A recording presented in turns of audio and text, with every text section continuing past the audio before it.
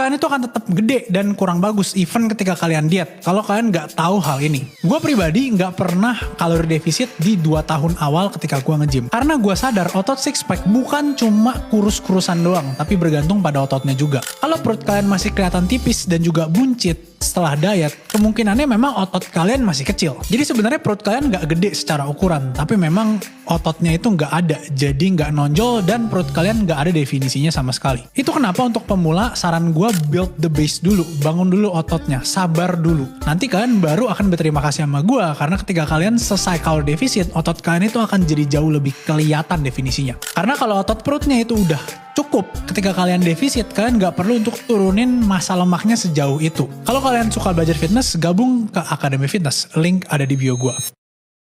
Ini hal yang gue pelajarin setelah nge-gym 8 tahun. Pertama adalah gak ada jalan pintas. Makan protein yang banyak, latihan yang keras, dan kalian coba untuk jadi lebih kuat dari sesi ke sesi. Udah itu aja. Mau sampai capek kita cari jalan pintas, kita gak akan pernah ketemu. Karena jalan paling cepat itu adalah jalan dimana kalian ngelakuin hal yang susah.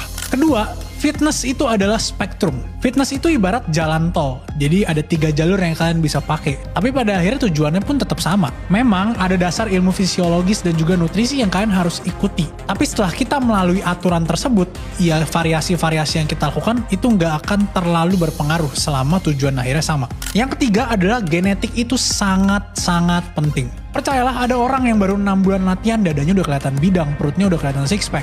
Ya semua itu hanyalah sebuah pemberian dari Tuhan. Karena itu, janganlah percaya sama sembarang orang. Bisa aja mereka memang udah terlahir seperti itu, dan apa yang mereka omongin tuh sebenarnya nggak bener. Gak ada alasan lagi kalian nggak bisa latihan karena kalian sibuk nggak ada waktu. Gue bakal ajarin kalian gimana caranya. Yang pertama, kalau misalkan kalian memang fokusnya masih adalah kerjaan, bikin latihan kalian minimalis. Durasinya mungkin 1 sampai 1,5 jam maksimal, dengan frekuensi latihan mungkin seminggu 4 sampai 5 kali. Perlu diperhatikan kalau durasinya pendek, kalian sebisa mungkin intensitasnya tinggi.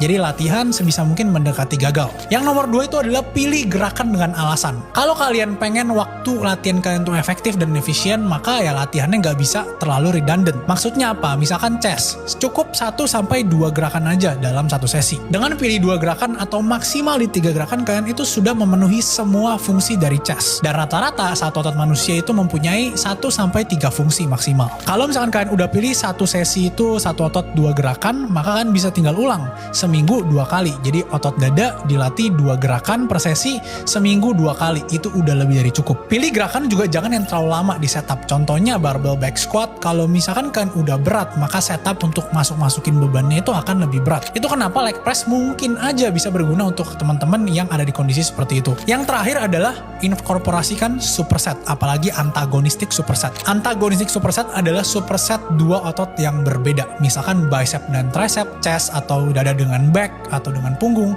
itu semua bisa kalian lakuin. Pada beberapa riset disimpulkan bahwa antagonistic superset itu bisa sangat berguna dan performa kalian gak akan sebeda itu dibanding gerakannya dipisah-pisah. Kalau kalian suka belajar fitness, jangan lupa untuk gabung Akademi Fitness, link ada di bio gua.